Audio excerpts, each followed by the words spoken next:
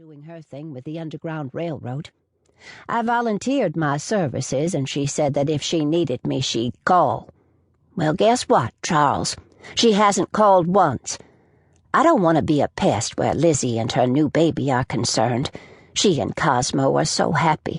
They don't need me fussing around them, even though they said their door is always open to us. I love it that Lizzie is just doing consulting work these days, and Cosmo is just on call in case some emergency crops up. They're such wonderful parents to little Jack. Speaking of little Jack, tell me again why we didn't go to Lizzie's baby shower at the White House. Because it would have stirred things up, and I didn't want to ruin Lizzie's day. And it's the same reason we didn't go to little Jack's christening. Isn't it wonderful how Lizzie and Cosmo donated all the gifts to Baby's Hospital and to families who need all that baby gear? They've set up so many foundations for baby care, I can't count them anymore. I can't wait for them to come back to town. Just a few weeks and we'll get to see little Jack again. You're done with dinner, right? Myra nodded. Get your slicker. I have something I want you to see. If you don't come with me, I'm going to pick you up and carry you. Move it, old gal. Grumbling, Myra followed Charles out to the mudroom and donned her slicker and Wellingtons. She held his hand as they made their way to the barn. Inside, light blazed. The horses whickered softly at the intrusion. Somewhere deep in the barn, a dog growled.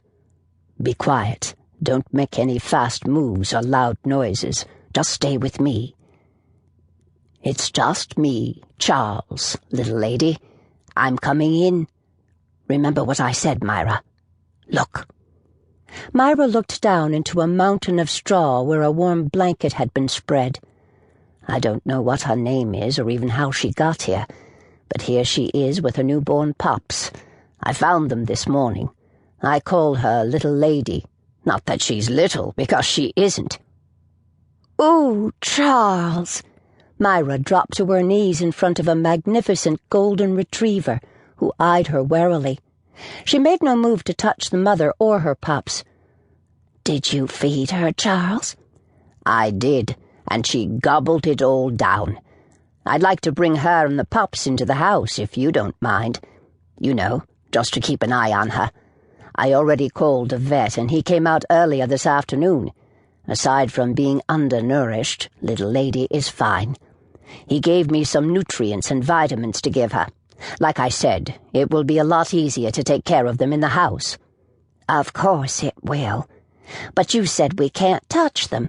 How will we get them into the house? Will little lady allow us to pick them up? I don't know. I think that's up to you, Myra. She trusts me, but she doesn't know you yet. You have to make friends. Talk to her. See if she'll let you pet her. Touch is very important, so be gentle. It's so damp in here, Charles. That can't be good for the puppies. Find the wagon, the one we use to wheel in firewood. If you lift Lady and put her and the pups in it, we can cover them with the tarp and scoot right back to the house. We can build a fire in the living room, even if it is July, and make a bed for all of them. That's a good idea, isn't it, Charles? Charles beamed. Splendid idea, old girl. Now why didn't I think of that? Because I'm a mother and you aren't, Myra said as she stroked the Golden's head. I don't think there's anything more beautiful in the whole world than a new baby or a new puppy or kitten. What are you waiting for, Charles? Little lady is shivering.